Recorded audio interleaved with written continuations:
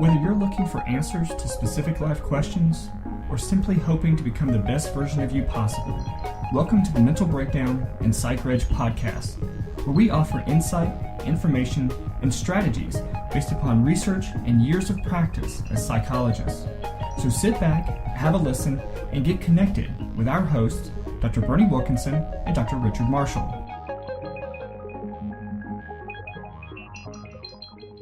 Welcome back, Richard. It's 2018. Oh, now we always have to start. What day is today? Today is New Year's Eve, but we're recording for New Year's Day. Right. So it's the 31st, but we're recording for January 1st. So our friends will see this on January 1st. Yeah. Okay. We have already So walked. Happy New Year. Monday. Yeah. So we got to walk, right? Yeah, It's going to be walk. cold. You bundle up tomorrow. Oh, I'll have plenty of jackets. No All right, worries. Good. It's gonna be cold. But we are into this new year, and if you're listening to this, you have heard our new intro music. You've seen, if you're watching this, you've seen our new intro graphics. Mm-hmm. We'd love to hear what you think about it. Right. We're excited about this year. We are. We had so much to talk about. Man, we've had a lot of things. We've been planning a lot of things, and everything is starting to come together a little bit. So yes, it is. It's going to be great. How many since 2014? Since 2014, we've been doing this. Yeah, I think we started in 2014. Started out small, 2014, and then now it's 2018. It's hard to believe, isn't it? Yeah, it's been a long time. But 2018 is going to be a banner year. This is going to be a big year. We have so much to do, and just can't wait to get information to you guys and to be able to provide you more information that you'll be able to hopefully use to make your life better. But we want to begin by wishing everybody a new year. A happy new year. Happy new year. A happy, productive, prosperous, rewarding. Yeah. Did you see my new tie? You know, a friend of the podcast gave it to me for Christmas. Yeah, I didn't get one. Yeah, well, you don't wear ties anymore. Well, so you can wear this bow tie if you want, but you don't like wearing bow ties. I'm gonna try it. It's one of the things on my list for 2018. Yeah? Bow ties, yes. Excellent. I'll tell you what. What? This will be good. Okay. This comes under the heading of accountability for your New Year's goals and resolutions. Okay. When I will wear a bow tie, and when I do, on that day, I will explain why I had never worn one before. Okay. That's fair. Keep that. I will do that. There is an explanation. Mark the tape. There is an explanation, and I think that by February or March, maybe before, sometime in the first quarter of the year, I will wear a bow tie, and I will explain why I have never worn one since I was 10. Folks, you heard it here first. Right? No, seriously. Yeah. I have an explanation. Well, I can't wait. Okay. I'm eager to hear it. So, hopefully, I'll hear it before everybody else. Just so we'll see. Okay. Who knows? But nice bow tie. No, that is nice. Whoever did that, she handmade it. I saw it on your desk a few days ago, and I looked at it and commented, and you said it was made by somebody, and I said whoever made this is a very good seamstress. Yes, he or she really knows. She did a great job. She really knows what she's doing. That's really good work. And it's lobsters, and it's blue. There's some red on it, but there's blue. No, that's good. I like blue. Chelsea. So. Okay. But you know what? All of that stuff aside, we're going to start out the year talking about an issue that is an issue that's often at the top of the list for New Year's resolutions. That's right. And we've been wanting to talk about this, to discuss this topic in more detail for some time, because about a month or so or two ago, we did a podcast on addiction and kind of talked about our concerns and our issues with the fact that we're calling everything an addiction nowadays. That's right. It springs from these recurring questions. When we do our talks around the country and around the state, we always get this question about whether my child is addicted to her cell phone or my son is addicted to video games. And people use this term. It's one of those terms that has this sort of layman or colloquial use, but it's also these are also scientific terms, right? And so there's a great deal of confusion, and so we want to clarify some of that confusion. And we chose this topic this week because it is one of the most frequently made resolutions: is that people are going to quit smoking or quit drinking or quit shopping, or they make these goals to end what they call their addictions. So we thought, Well, that's a good place to begin. Yeah. People are making resolutions tonight. Absolutely. We'll see. That they're going to start tomorrow. And I was thinking about what they're going to do tonight. That's right. And I suddenly got this thought about what they're going to do tonight in preparation for the new year. Right. We don't do that, do I? No. I don't go out on New Year's Eve. No. You don't either. No need. Come to the office. So today we're going to start out with sort of defining addiction, Right. and talk a little bit about just what it is and the different ways in which we describe addiction and how the definition of the addiction is kind of changing a little bit. Yes, it is. And that's important to know. Right. You know. So let's just get to it. So in the mental health field, we use a book called the DSM, the Diagnostic and Statistical Manual of Mental Disorders. And within that book, it defines and describes and gives lots and lots of information about what a condition or disorder is. How do you make the diagnosis? What are the diagnostic criteria? What are the prevalency rates? All kinds of information about the different conditions. Now, we're into the 5th edition, but it's important to say that some of the editions had revisions. So we had the DSM-1, the DSM-2, the DSM-3, and then we had the DSM-3 revised. We had the 4, and we had the 4 text revision. Right. And now we have the 5. So, and they're already kind of talking about an adjustment to the DSM-5. Well, they are. They have category pending. They have that whole Right. pending thing. And they've asked professionals to continue to weigh in on the decisions. But the big difference between 4 and 5 is that, or the big difference with 5 for many disorders, is they're beginning to put disorders on a spectrum. Right. Okay. And so that's revealed Right. when it comes to addictions too, because that's a pretty substantial change, I think.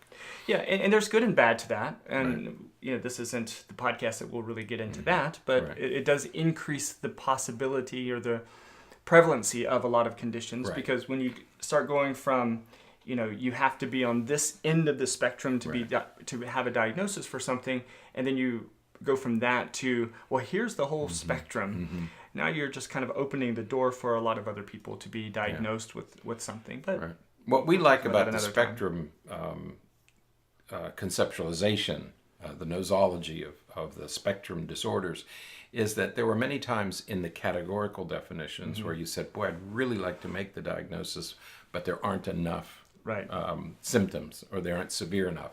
But I'd really like to... And now you can, because at one end of the spectrum is very mild symptoms, and so you can still make the diagnosis, but you can specify that it's mild, not moderate or severe. Right.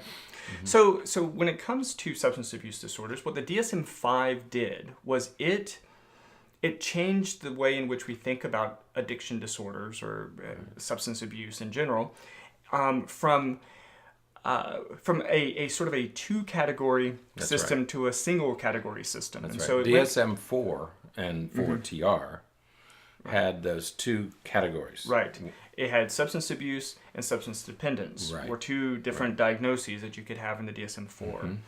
The DSM-5 sort of collapsed those into a single substance use disorder. It doesn't even use the word abuse anymore. That's right. And that was one of the surprises that when it came out, when DSM-5 came out in 2013, the word abuse isn't in there. And yet it's still common parlance. We still use the term. But the term abuse isn't in DSM-5 at all. Right, absolutely. So, regardless of the substance, because the DSM-5 includes a lot of different substances, from, and they're typically drug substances. So we have, cocaine and nicotine and marijuana and caffeine and so all of these are listed in there. But regardless of the specific substance, we talk about some specific symptoms in order to meet criteria for a substance use disorder. Right. And I'm going to introduce this topic now because it's going to come up later, probably later today, maybe later in this podcast, but certainly later in the week. We're talking about substance use disorders. Right. So that's why we're not talking about cell phones and video games. Because now, in this section of the Diagnostic and Statistical Manual, all that is discussed are substances in this section. Right. And that's an important limiting factor when Right. it comes to this whole topic of addiction and dependence. Right. Because even when we think about things like gambling and things like that, it doesn't fall under the substance, the addiction disorders. Not by definition, it's excluded. Right. Right. Instead, it falls into the inhibition, impulse control. Right. Disorders. So we'll kind of get into that, like you said, over the course of the week, Right. and talk a little bit about how that reflects cell phones and video games and That's right. internet and all Because that kind we of use stuff. the term loosely. Right. In daily use, we use it loosely. We say, well, she's addicted to her cell phone, or she's addicted to chocolate, or she's addicted to something else. But that's not what we're talking about now. Right. We're talking about the abuse and use of substances. Right. And so the four major types of symptoms that we see in individuals who would meet criteria for substance use disorder, according to the DSM-5, include impaired control, social impairment, risky use, and pharmacological criteria. So we're talking about sort of tolerance and withdrawal symptoms. Right. Classically, those are the four groups of behaviors or symptoms that we see and we categorize as a substance use disorder. That's right. When somebody comes in, frequently people will come into the practice and they'll say, am I addicted? Do I have an addiction? And so to answer that question, we go to these four characteristics. Right. That's what we're using to make that, to answer that question. Right. So when we think about impaired control, what we're talking about is a person who can't stop using. Right. This is a behavior as opposed to a chemical need, because when we get to chemical need, that's the pharmacological criteria, the tolerance and withdrawal. When we're talking about social impairment, we're talking about this sort of the sacrificing of relationships in order to use the substance. And then, of course, when we're talking about the risky use, we're talking about a person using the substance despite problems. So they're using it when they go to work, or they're using it when they're driving, or they're using it in substitution for other things that they should be doing. Even at the risk of being arrested. Right. Youngsters, but not just youngsters, they'll use it and drive, even though they risk losing their driving privileges. Right. But they engage in risky behaviors. Right. So some of the things you think about are has there ever been a time, or are there times when you consume more of the substance than you intended to, or where you consumed it to the point of amnesia, where you can't remember what happened? Those are the kinds of things that would come under risky behavior. Yeah, risking your health and well-being. Right. So those are sort of the four categories. And so outside of those four, based upon our criteria, we're not really talking about an addiction. And so, a couple months ago when we were talking about addiction to some extent, we were referring to the idea, remember we mentioned the idea of a functional alcoholic. Right. And how that's not really, it doesn't really fit the criteria that we talk about, because if you're truly an alcoholic, meaning that you have a substance use disorder, an alcohol use disorder, we're talking about somebody who has to have some functional impairment, has to have some impaired control problems and social impairment, etc. Right.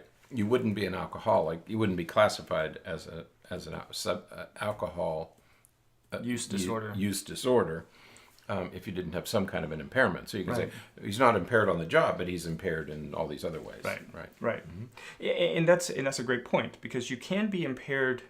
You can have a substance use disorder if you're impaired in some areas but not in other areas. That's right. Like if you may not be so impaired socially, but that's maybe because all the people that you socialize with also use the substance and everything, and so that's part of your social ritual. Or you may your family may be dissolving, but you may be doing just fine at work, okay? But you still have an impairment, Yeah. So when we think about addiction, that's what we're talking about from a diagnostic perspective from the manual that we use. That's right.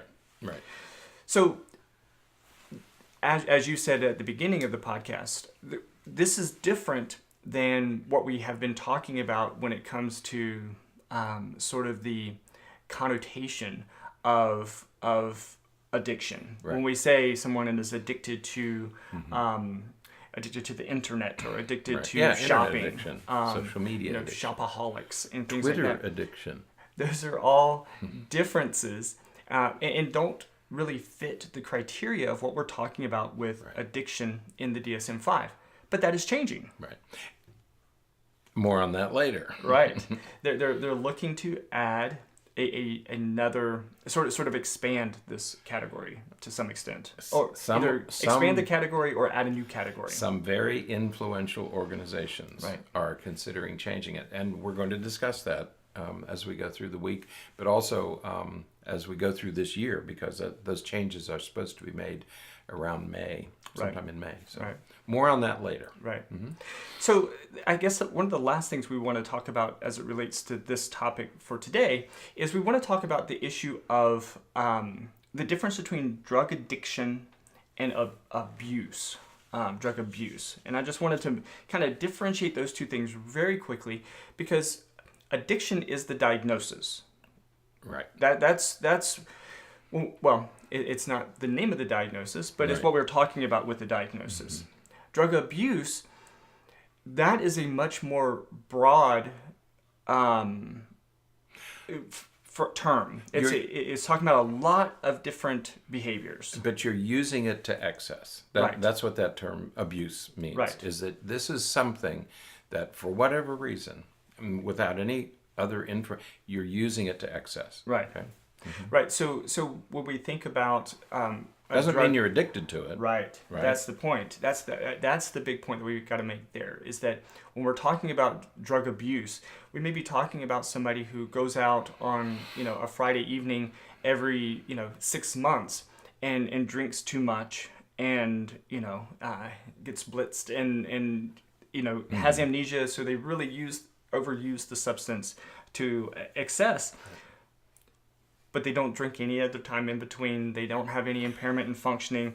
They abuse the drug, they abuse the substance, but they don't really have an addiction.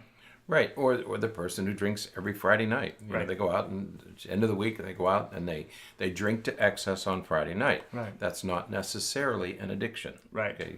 So it's we want to keep those things separated. Right. So when we talk about abuse, we may not be not necessarily talking about addiction. Right. Okay. Yeah. So the addiction is the diagnosis. Using the term. Right. We make the diagnosis of addiction by using the term in DSM-5, which is substance use disorder. Right. Right. Yeah. So that makes sense? It does to me, but it's not. It's not clear. As you said, we want to try to clarify these terms. Right. And certainly if you have any questions, or you want further clarification, please let us know. But that's why we carved out a whole week to discuss this, because it's not a simple discussion anymore. Yeah, absolutely. So, all right. Okay. Anything else for today? No, that's good. Hopefully that gives you a bit of a base for what we'll be talking about the rest of the week. Tomorrow we're going to talk about the brain. We always like to talk about the brain. Right. And that too has important implications. Absolutely. So, all right. That's it for today. So until next time, stay happy, stay healthy, and forget to be afraid. Thanks for sharing this episode of the Mental Breakdown and Psychreg podcast. Be sure to check out the show notes for links to follow us on Twitter and subscribe to our YouTube channel, where you will find all of our previous podcasts and much more. We would be honored if you would become a patron through patron.com, where any donation you can manage will go to the development and creation of more content. Just visit patreon.com/thementalbreakdown for more information. Thanks again for listening. Have an awesome day, and we look forward to being back in your feed tomorrow morning.